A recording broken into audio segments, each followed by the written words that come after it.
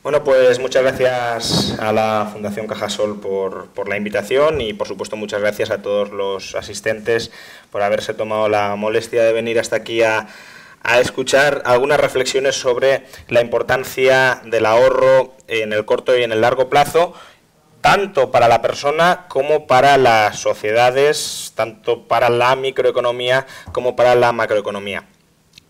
Lo primero es, ¿qué es ahorrar? Bueno, básicamente ahorrar es posponer la satisfacción de nuestras necesidades, retrasar el cumplimiento de nuestros fines al futuro, no focalizarnos en el ultracorto plazo, sino aprender a mirar al largo plazo y preparar ese largo plazo. Los seres humanos estamos sesgados a no ahorrar, estamos sesgados a preocuparnos sobre todo por lo que tenemos más cerca. Esto los economistas lo llamamos preferencia temporal, preferimos satisfacer nuestras necesidades más cercanas a las más alejadas. Probablemente desde un punto de vista evolutivo, pues aquellas personas que en un entorno de violencia, en un entorno de lucha de todos contra todos, se preocuparan mucho más por el largo plazo que por la supervivencia en el corto plazo, pues se extinguieron y no transmitieron los genes. Por tanto, tenemos un sesgo hacia el corto plazo. De hecho, algunos hablan de que tenemos un sesgo desmesurado por el corto plazo. Algunos economistas hablan de descuento hiperbólico. ¿Por qué? Porque descontamos muchísimo la satisfacción futura de nuestras necesidades. El futuro muy lejano prácticamente no nos importa nada y nos concentramos en el presente más inmediato. Esto es un problema. Es un problema porque cuando llegue ese futuro en su momento será presente y en ese momento nos importará mucho, y si no nos hemos preparado para satisfacer nuestras necesidades en ese momento futuro, pues digamos habremos cometido un error bastante serio del que nos arrepentiremos en retrospectiva.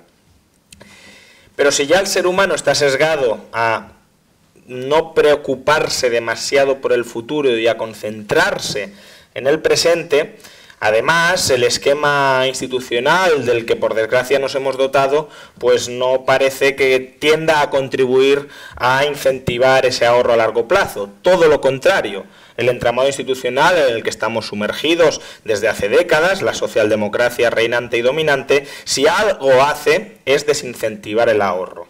Desincentivarlo, ¿cómo? A través del sistema impositivo. El sistema impositivo, por un lado, impide que grandes capas de la población lleguen a fin de mes y puedan ahorrar. Muchas veces nos planteamos o se nos plantea ¿cómo hablas de ahorro, cómo habláis de ahorro cuando el grueso de la población no puede ahorrar? Bueno, es que en gran medida el grueso de la población no puede ahorrar porque el Estado voraz se le queda con el 50% de lo que genera. Por tanto, si el 50% de lo que genera una persona va a parar a las arcas del Estado, el único que tiene capacidad para ahorrar es el Estado, y ni siquiera el Estado, como sabéis, ahorra. Por tanto, el grueso de la población tienen dificultades serias normal para ahorrar. Pero además, imaginémonos a aquellos que sí consiguen ahorrar. El sistema impositivo también pivota, afortunadamente en Andalucía con las últimas noticias un poco menos, pero también pivota sobre los impuestos sobre la propiedad. Y por tanto, si al transmitir, por ejemplo, intergeneracionalmente la riqueza, te sablean absolutamente, ¿qué incentivo tienes para ahorrar para la siguiente generación? Muy pocos o muy escasos.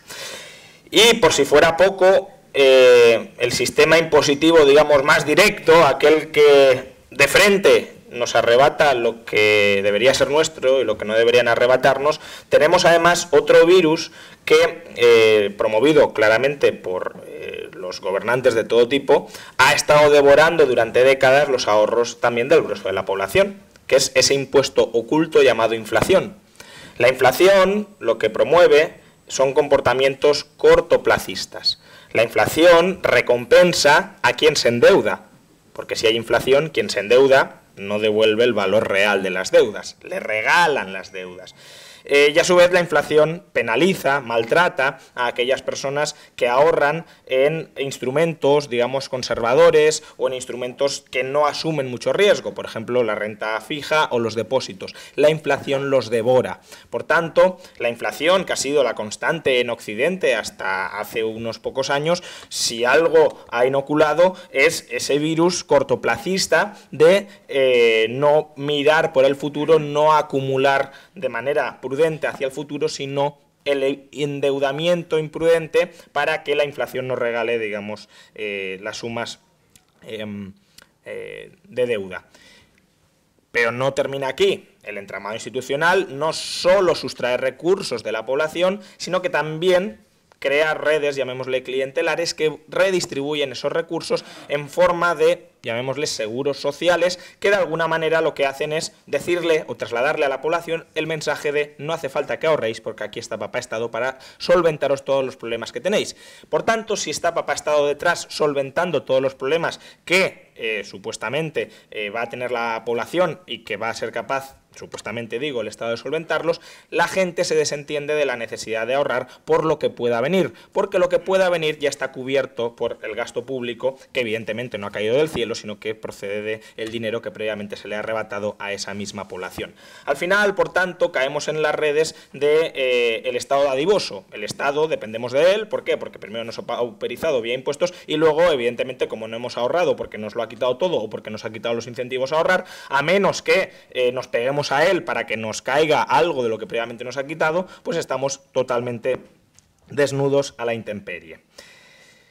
Por tanto, tenemos un instinto a no ahorrar y además el entramado institucional tampoco nos ayuda, tampoco nos empuja a ahorrar. Pero eso no significa que el ahorro no sea importante. El ahorro es capital, el ahorro es fundamental, tanto para las personas como para las sociedades, y lo es tanto para el corto plazo como para el largo plazo. Así que permitidme estructurar esta charla en 4 bloques, explicando o exponiendo por qué creo que el ahorro es importante, primero, para la persona en el corto plazo, por qué también es importante para la economía en el corto plazo, por qué es importante para la persona en el largo plazo y por qué también es importante para la sociedad, para la economía en el largo plazo. ¿Por qué el ahorro es importante para la persona en el corto plazo? Bueno, esto puede ser un poco contraintuitivo porque al final los beneficios del ahorro sobre todo vienen en el largo plazo. Es decir, ahorramos para el futuro, por tanto en el corto plazo, ¿qué beneficio nos puede proporcionar el ahorro? Bueno, un sociólogo estadounidense, años 70, llamado Edward Banfield, tiene un libro muy interesante que se llama La ciudad sin cielo, y básicamente lo que Banfield argumenta en este libro, en concreto en el capítulo 3 del libro, es que las personas se pueden clasificar, tiene una teoría de las clases sociales que no tiene nada que ver con el marxismo, sino que es una teoría de clases sociales propias, dice que las personas se pueden clasificar en función de su horizonte temporal. Hay personas muy cortoplacistas que básicamente viven para el día y no se plantean qué van a hacer al día siguiente, tratan de sobrevivir la jornada pero no hacen planes ni siquiera para un día. Hay personas más medioplacistas que sí se plantean, bueno, si me compro una casa, ¿cómo la voy a poder pagar? ¿De dónde van a venir los ingresos para poder atender la deuda? Y luego hay otras personas muy largoplacistas, que ni siquiera miran solo para sí mismos dentro de 30 o 40 años, sino también para las generaciones subsiguientes. Un ejemplo extremo quizá de esta persona ultra largoplacista puede ser pues, Warren Buffett. Sabéis que Warren Buffett es, según la cotización de la bolsa, la segunda, la tercera, la cuarta persona más rica del planeta y básicamente sigue viviendo en la misma casa que se compró en los años 50 y sigue conduciendo el coche que tiene desde hace 20 años. ¿Por qué? Pues porque es tan previsor y tan ahorrador e inversor que intenta escatimar al máximo el gasto presente. Aunque evidentemente Warren Buffett ya tiene más de 80 años y desde luego no parece que el ahorro que vaya a acumular hoy lo vaya a disfrutar en el muy largo plazo. Por tanto, Buffett está pensando simplemente en un hábito de ahorrar para el futuro de ni siquiera personal, ni siquiera de sus propios hijos, sino en general para el futuro de la población. Entonces, Banfield no solo dice que las personas se pueden, digamos, agrupar en función de su horizonte temporal, sino que también el éxito de una persona a lo largo de su vida depende de su horizonte temporal. Las personas muy cortoplacistas, las personas que solo se plantean qué hacer en el muy corto plazo, están condenadas al fracaso en términos sociales y económicos. En cambio, las personas muy largoplacistas serán personas que tenderán a desarrollar comportamientos que en general los conducirán hacia el éxito social y económico. Y desde luego, Antes os comentaba, en un entorno de violencia muy brutal, evidentemente quien se preocupa por dentro de 20 años y se olvida de que mañana puede ser devorado o asesinado, pues probablemente tienda a desaparecer. Pero en un entorno pacificado y de cooperación como el que vivimos a pesar de las intervenciones gubernamentales, en ese entorno quien tiene éxito es quien es capaz de estructurar de una manera más compleja la cooperación. Y es capaz de estructurar de una manera más compleja la cooperación aquel que puede mirar un poco más allá de mañana, el día siguiente, la semana que viene, el año siguiente o la década siguiente. Desde esta perspectiva, quien solo se preocupa por el muy corto plazo está viendo el futuro como algo que está por venir, el futuro como por venir. En cambio, quien realmente sabe que él va o puede desempeñar una influencia sobre el largo plazo y precisamente por eso integra el largo plazo en sus planes de acción, no ve el futuro como algo que está por venir, sino el futuro como algo que está por hacer. Es decir, en lugar de una perspectiva pasiva ante el entorno, se adopta una perspectiva empresarial frente al entorno, una perspectiva de cambio. El futuro como algo que puede ser objeto de control si tomo bien las decisiones, no como algo que me viene dado, sino como algo en lo que yo participo y que puedo, por supuesto, cambiar cooperando con otros y también en mi propio beneficio.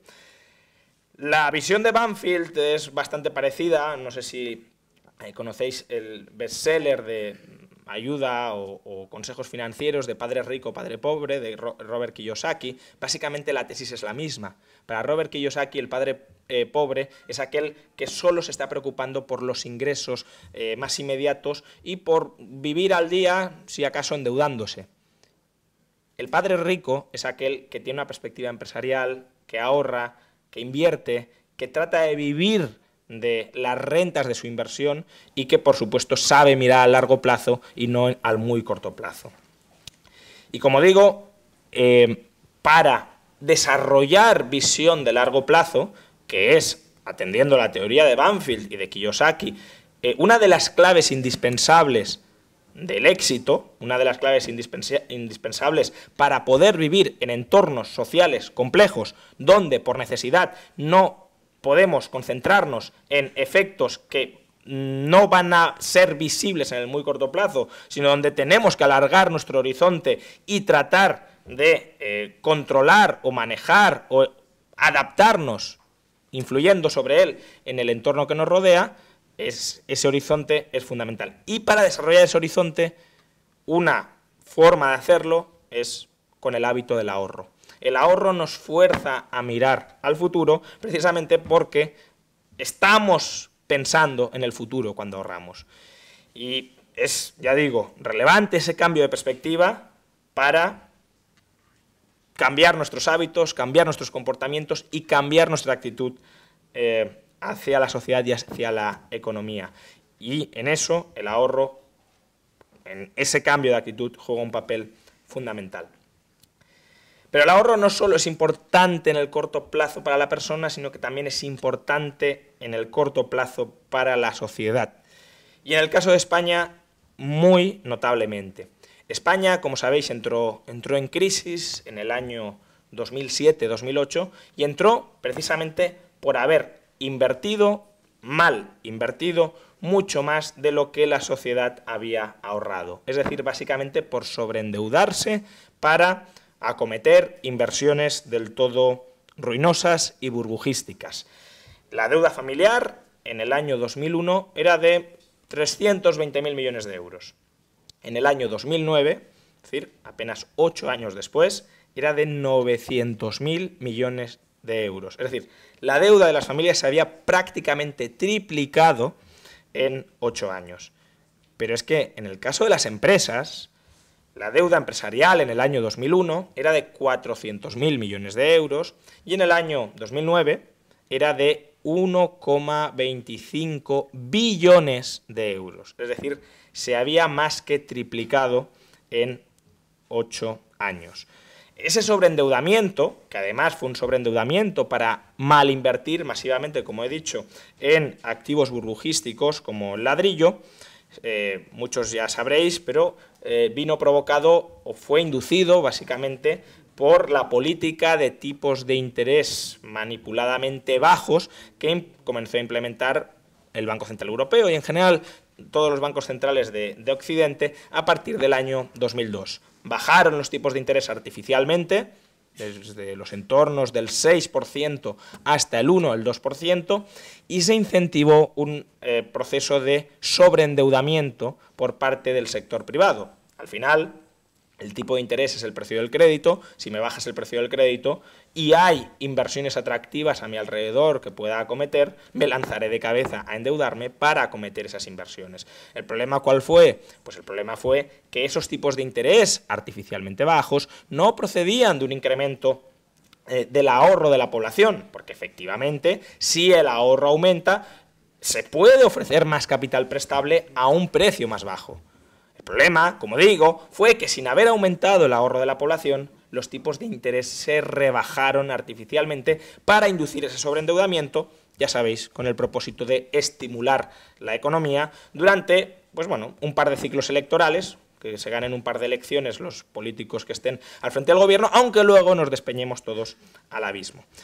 En los últimos años, afortunadamente, este proceso de sobreendeudamiento en malas inversiones ha empezado a revertirse y parte, o gran parte, del éxito de la economía española desde el año 2014 se debe a este saneamiento fundamental que ha tenido lugar tanto en el sector de las malas inversiones como en el sector del sobreendeudamiento. Por un lado, España ha cambiado en gran medida su modelo productivo. De ser un modelo productivo nacido, criado al calor del crédito barato, sector productivo basado en la construcción, ya digo, al calor del crédito barato, hemos pasado a un sector productivo que todavía no ha completado su reforma, pero que se basa fundamentalmente en la competitividad internacional. Manufacturas y turismo en términos mucho más competitivos que en cualquier otro momento de nuestra historia. España prácticamente ha recuperado el nivel de PIB privado, porque quizá hayáis leído en las noticias que ha recuperado el nivel de PIB previo a la crisis, pero ahí se incluye la aportación del sector público a la economía, que en muchas ocasiones es bastante dudosa, cuando no contraproducente. Por tanto, si medimos estrictamente la generación de riqueza del sector privado, todavía no hemos recuperado el nivel de PIB previo a la crisis, pero estamos muy cerca de hacerlo. Y lo hemos hecho sin volver a sobredimensionar el sector del ladrillo. ¿Por qué? Porque parte del sector del ladrillo ha sido reemplazado por otros sectores, fundamentalmente, como os he comentado, manufacturas hacia la exportación y turismo. Además, eso por el lado de la reestructuración de la economía real, pero además, simultáneamente a este cambio de modelo productivo, también nos hemos desapalancado de una manera extraordinaria. Desde 2009, es decir, en los últimos 8 años, fijaos que en 8 años, de 2001 a 2009, nos habíamos sobreendeudado, bueno, pues en los últimos 8 años nos hemos desapalancado extraordinariamente. El sector familiar, las familias, han amortizado 250.000 millones de euros de deuda y el sector empresarial en torno a 350.000 millones. Por tanto, estamos hablando de casi 600.000 millones de euros, en torno al 55% del Producto Interior Bruto español, que ha sido, ya digo, amortizado gracias al ahorro del sector privado durante estos últimos 8 años. Como sabéis, detalles menores, el sector público en ese mismo periodo ha aumentado el endeudamiento de los españoles en más de 600.000 millones de euros. Hemos dado un paso adelante gracias al sector privado, 2 pasos hacia atrás gracias al sector público, pero no pasa nada. Al menos el sector privado se ha saneado, si no ya estaríamos en la bancarrota. Y esto, de todas formas, prueba esa frase tan bonita y tan certera del profesor Rodríguez Brown, que dice que el sector público habla mucho de austeridad, pero la practica poco, y el sector privado habla poco de austeridad, pero la practica mucho. En la evolución del endeudamiento público y privado desde el año 2009 lo hemos visto con claridad. Por tanto, gracias al ahorro hemos conseguido cambiar, revertir parte del modelo productivo de la economía española y hemos conseguido desapalancar parte del sector privado de la economía española. Pero todavía no es suficiente. Por eso el ahorro sigue siendo fundamental para completar la salida de la crisis. ¿Y por qué no es suficiente? Por un lado, porque es evidente que el cambio de modelo productivo no se ha completado. Todavía tenemos casi 4 millones de personas que están buscando empleo y algún tipo de trabajo hay que proporcionarles, y para proporcionarles trabajo, ¿qué hace falta? Que se creen más empresas.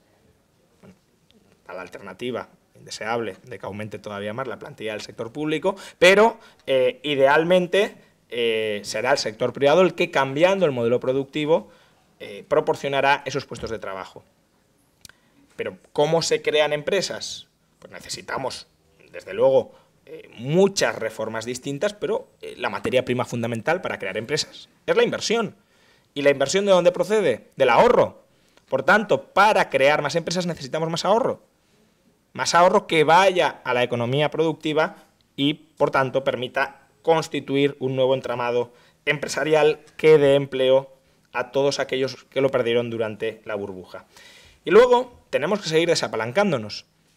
Pese al extraordinario esfuerzo que ha hecho el sector privado desde el año 2009, a la hora de reducir su endeudamiento, el porcentaje de deuda de familias y de empresas sobre el PIB sigue ligeramente por encima de la media europea.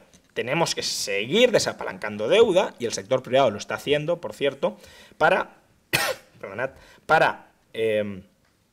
bajar al menos a la media europea e idealmente por debajo de la media europea, porque no olvidemos que nuestra deuda pública está por encima de la media europea. Por tanto, hay que compensar a través del sector privado aquello que el sector público no hace. Por tanto, en el corto plazo, ¿por qué es importante el ahorro? Para desarrollar buenos hábitos largoplacistas y para completar la salida de la crisis. Perspectiva individual, perspectiva social o macroeconómica. ¿Pero por qué es fundamental el ahorro en el largo plazo? Bueno, individualmente podríamos dar muchos motivos por los cuales el ahorro es importante en el largo plazo. Pero me voy a centrar en un capítulo que creo que es bastante crucial y bastante sangrante, y es el de las pensiones, el sistema de previsión social.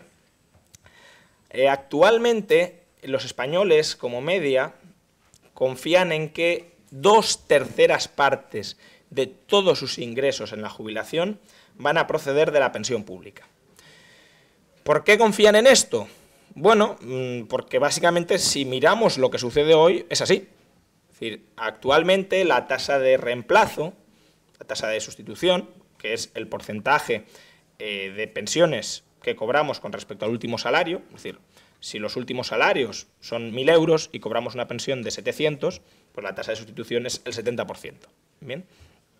Pues hoy la tasa de sustitución es del 70% en España. Por tanto, si uno quiere mantener más o menos el mismo nivel de vida que cuando estaba trabajando, es verdad que aproximadamente 2/3 de esa renta se la está proporcionando el sector público.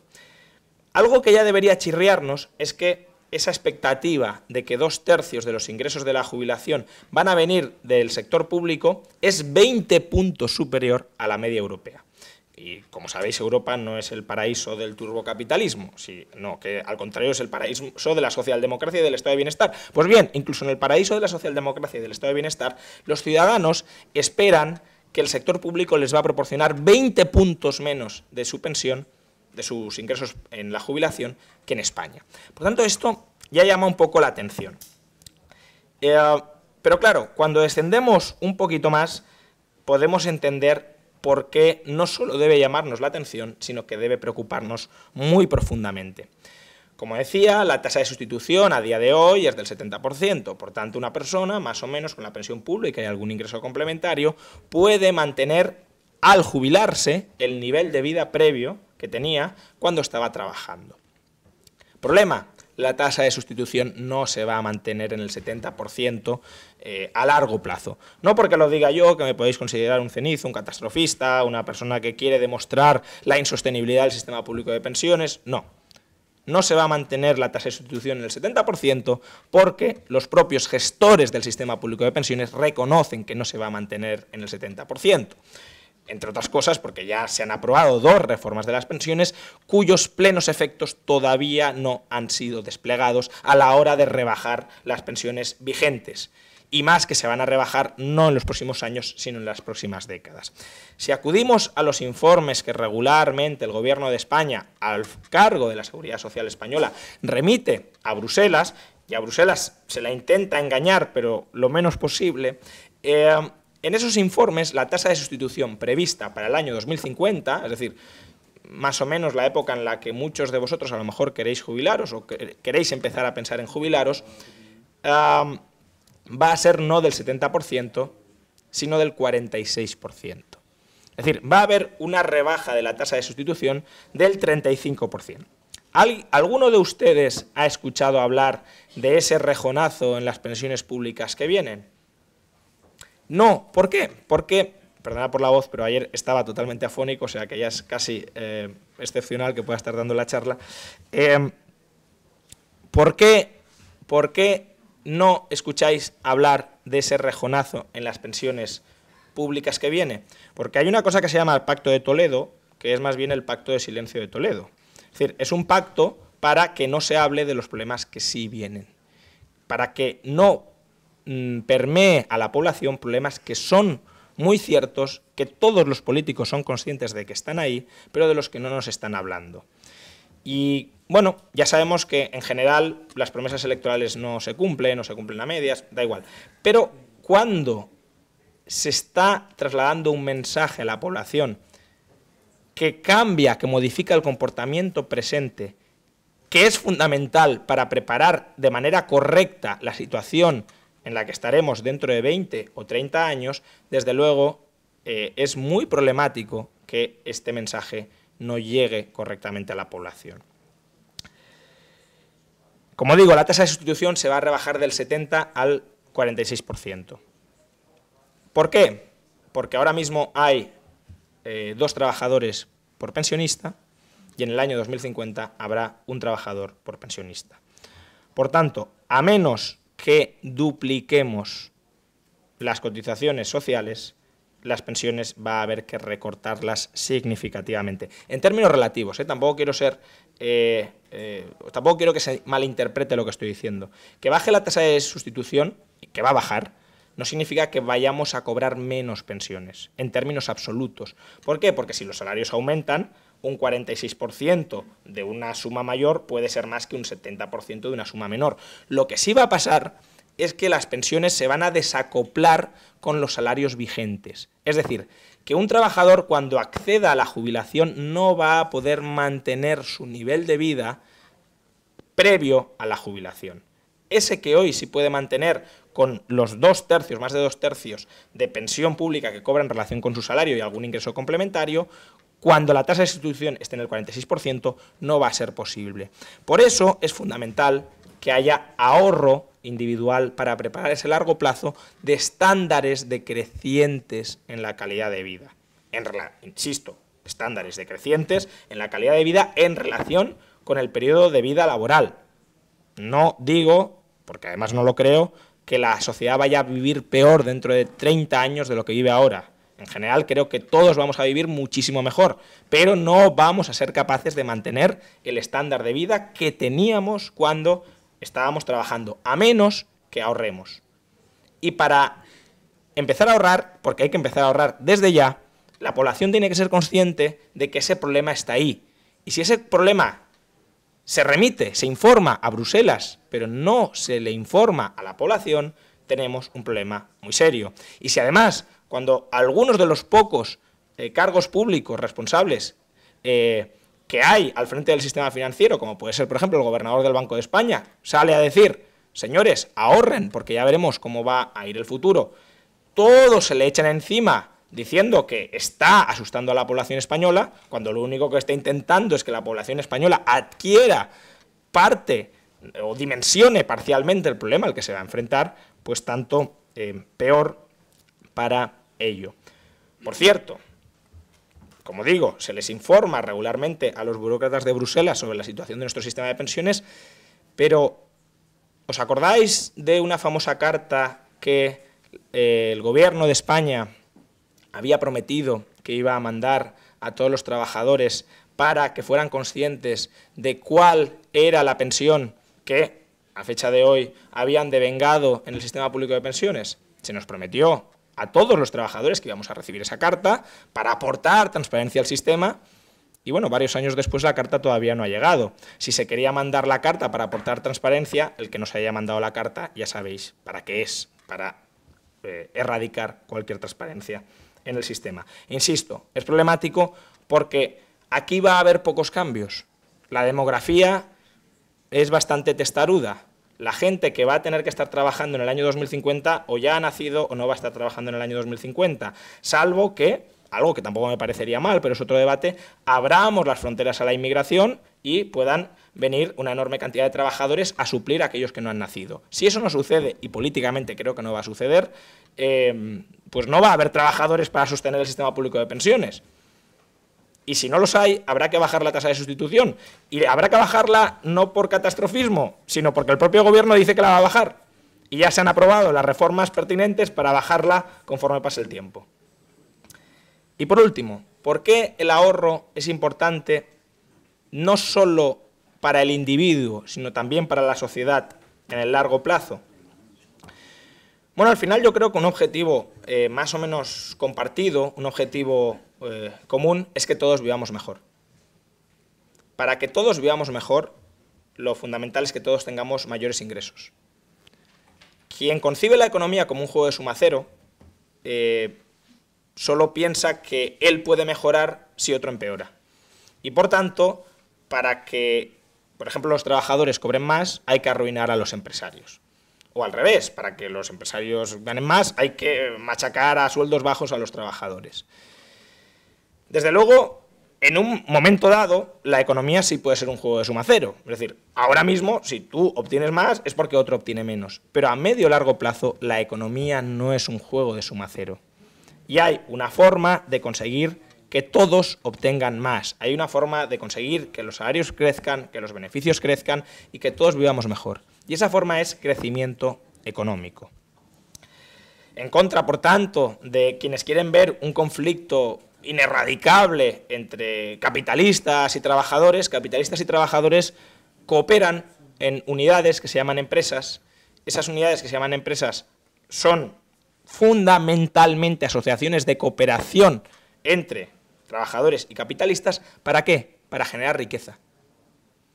Y por tanto, atacar esas unidades de cooperación no va a conseguir mejorar los estándares de vida de nadie, va a conseguir destruir los estándares de vida de todos. Lo que hay que conseguir es que esas unidades de cooperación se vuelvan tanto más eficientes y tanto más capaces de incrementar su productividad, es decir, de incrementar lo que producen con los factores productivos que hoy están empleando. ¿Y cómo conseguimos incrementar la productividad de esas unidades de cooperación entre trabajadores y capitalistas que se llaman empresas? ¿Cómo conseguimos, en definitiva, avanzar hacia el crecimiento económico sostenido en el largo plazo? Bueno, el crecimiento económico se basa en tres pilares básicos: recursos humanos, recursos no humanos e instituciones. Recursos humanos: fundamental el capital humano, es decir, la educación, los conocimientos que tiene una persona para crear riqueza. Empresarialidad, es decir, ese empuje a lanzarse, a cooperar, a emprender, a crear nuevas unidades de cooperación empresarial que promuevan, que impulsen nuevos productos y nuevas formas de hacer las cosas.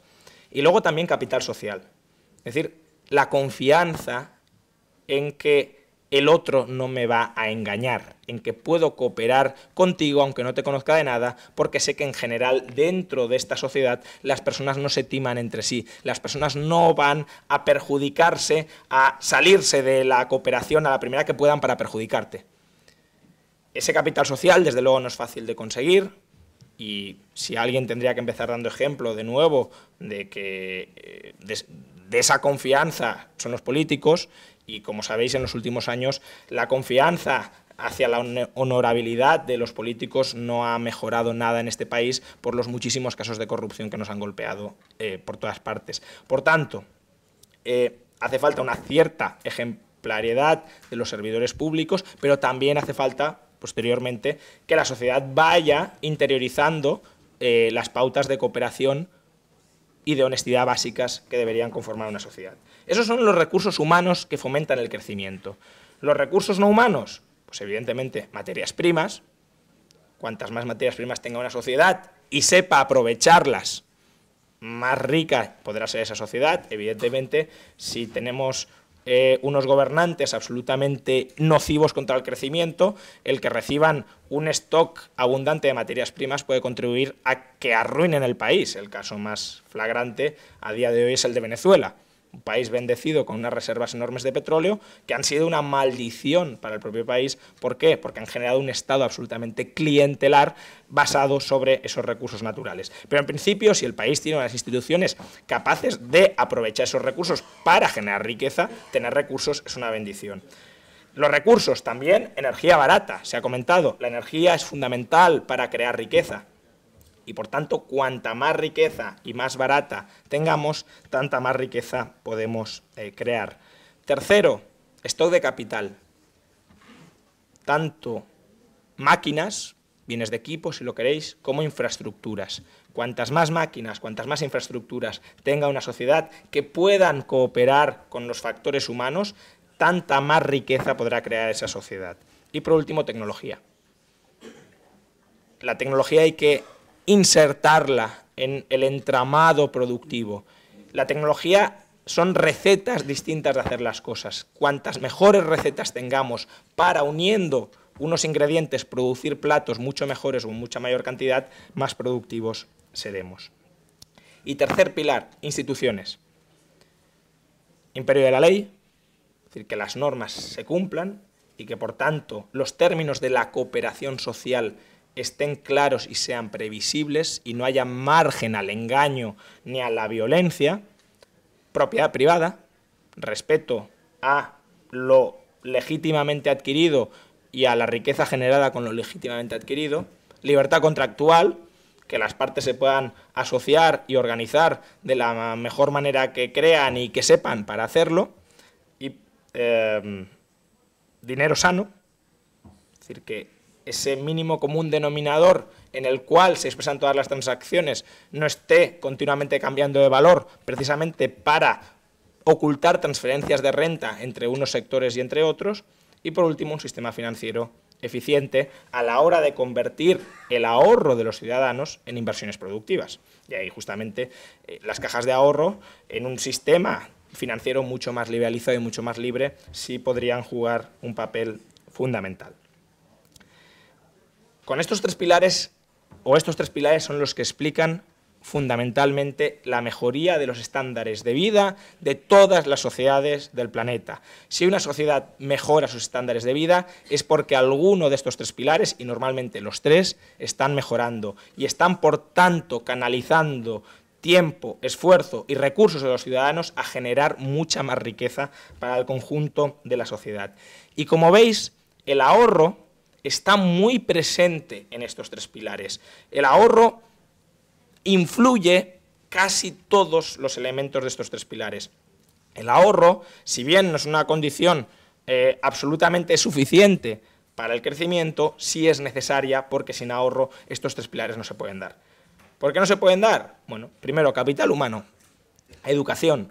Sabéis que para que se pueda invertir en formación, en capital humano, necesitamos ahorro. Es decir, si necesitamos alargar, por ejemplo, los años de formación de un trabajador, tendremos que haber ahorrado, tendremos que podernos permitir que ese trabajador esté fuera del sistema productivo durante más años y que, en lugar de estar en el sistema productivo, esté formándose para producir más, para generar más valor en el futuro. Luego, la empresarialidad. ¿De qué sirve tener empuje empresarial si no tienes financiación para emprender el proyecto? Por tanto, la empresarialidad si está presente y es efectiva, necesita contar con un respaldo de financiación que solo puede venir del ahorro. Luego, el stock de capital. El stock de capital es fruto del ahorro. Creamos infraestructuras, creamos bienes de equipo, ¿cómo? Inmovilizando el ahorro que tenemos.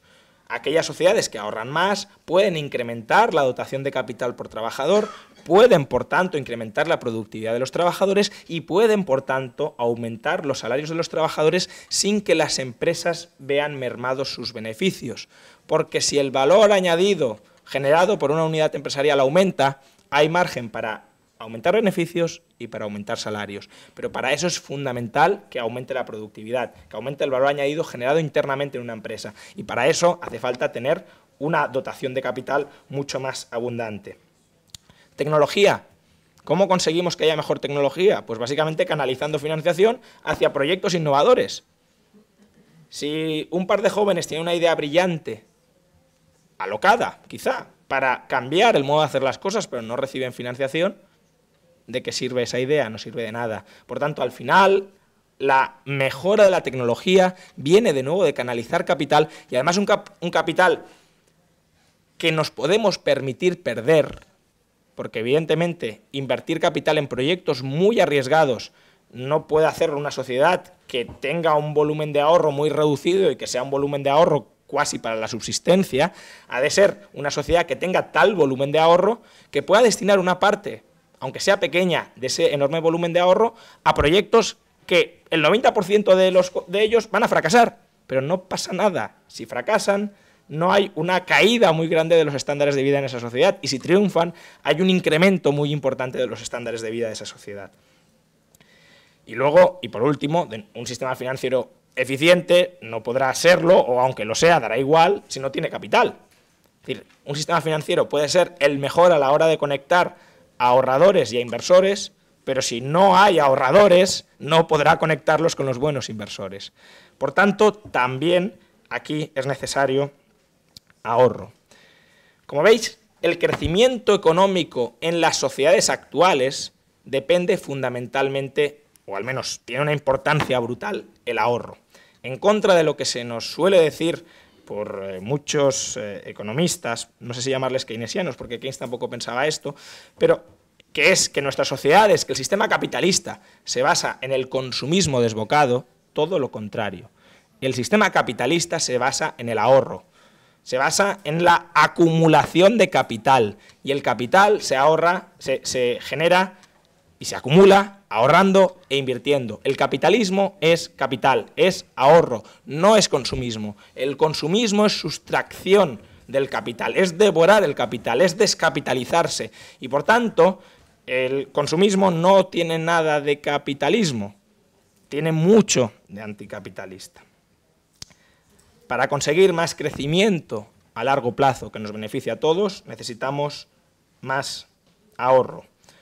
Y sería muy importante que desde muchas tribunas cambiáramos el chip. En lugar de hablar tanto de desigualdad, deberíamos hablar mucho más de crecimiento. Porque si hay crecimiento, y hay un crecimiento inclusivo, un crecimiento que se difunde por toda la sociedad, la desigualdad es un problema absolutamente secundario. El problema de la desigualdad es, efectivamente, que ilustre, que sea el síntoma de un empobrecimiento masivo de una parte de la sociedad. Efectivamente, cuando hay unos pocos que tienen mucho y unos muchos que tienen muy poco, y los que tienen mucho, los pocos que tienen mucho, lo tienen porque se lo han quitado a los muchos que no tienen nada, eso es un problema. Cuando los que tienen poco ven crecer sus rentas sistemáticamente y los que tienen mucho las tienen, no porque se los han quitado a los de abajo, sino porque han generado riqueza y están fomentando el crecimiento también de los que tienen poco, eso no es un problema. Que haya desigualdad, que Amancio Ortega tenga mucho más que yo, a mí no me preocupa en absoluto. A mí lo que me preocupa es que yo pueda mejorar cada año. Que haya un señor que además ha contribuido a generar una cantidad de riqueza apabullante para la sociedad, que tenga un gran patrimonio, pues bien por él si ha conseguido ese patrimonio por medios legítimos. Mal por él si lo ha conseguido robando o si lo consigue a mi costa. Pero en una economía que crece, nadie que no, digamos, conculque los derechos de los demás, consigue nada a costa de nadie. Lo consigue cooperando y creando riqueza para todos. Y por eso creo que es mucho más importante que empecemos a hablar de por qué nuestras sociedades no están consiguiendo crecer lo suficiente. Es mucho más importante que nos preocupemos cuáles son esos vectores del crecimiento que están fallando antes de seguir martirizándonos con la retórica de la desigualdad que descentra, desenfoca el debate allí donde no es lo fundamental. Lo fundamental es, en muchas partes del planeta, la falta de crecimiento o un crecimiento muy escasamente inclusivo, si lo queréis, pero en general muy poco crecimiento, y parte de ese poco crecimiento tiene que ver con la insuficiencia de ahorro para financiar proyectos de alto valor añadido y proyectos de alto riesgo, justamente por lo que hemos comentado antes. En definitiva, necesitamos más ahorro a corto y a largo plazo, tanto para mejorar nuestro propio bienestar como para incrementar el bienestar del conjunto de la población. ¿Cómo conseguir ese mayor ahorro? Pues no es fácil, porque en parte ya lo he comentado, tenemos un sesgo natural antiahorro. Pero desde luego la configuración institucional no debería poner más palos en la rueda de la generación de ahorro. Y como decía al principio, la configuración institucional que tenemos en toda Europa, incluso en todo Occidente, no contribuye a esa generación de ahorro, contribuye a desincentivarla. Y a la medida de lo posible, porque políticamente, desde luego, tampoco es fácil dar esa batalla, pero por eso también tenemos que hacer presión desde abajo para que los políticos se muevan a la hora de darla, a la hora de librarla, es básico que algunas reformas salgan adelante, reformas que descarguen la rapiña del ahorro. ¿Y cuáles son los tributos que están rapiñando el ahorro? Pues básicamente la tributación sobre rentas del capital y la tributación sobre la propiedad. Esos son los impuestos que, aparte de tener una influencia recaudatoria nimia, absolutamente nimia, distorsionan las decisiones de ahorro intertemporal, distorsionan el comportamiento de los agentes a la hora de preparar su futuro ahorrando. ¿Por qué? Porque penalizan el acto de ahorrar y no hay que penalizar el acto de ahorrar. Ya lo tenemos genéticamente penalizado, ya estamos programados para no ahorrar, no lo penalicemos institucionalmente. Luego, inflación, que afortunadamente ahora mismo no es un problema, pero podría volver a serlo en el futuro, esperemos que no. Y por último, el Estado total, el Estado dadivoso total, que cubre absolutamente todas las contingencias de todo ser humano, porque previamente, evidentemente, lo ha descapitalizado para que se las pueda cubrir por sí mismo, también es un obstáculo al ahorro.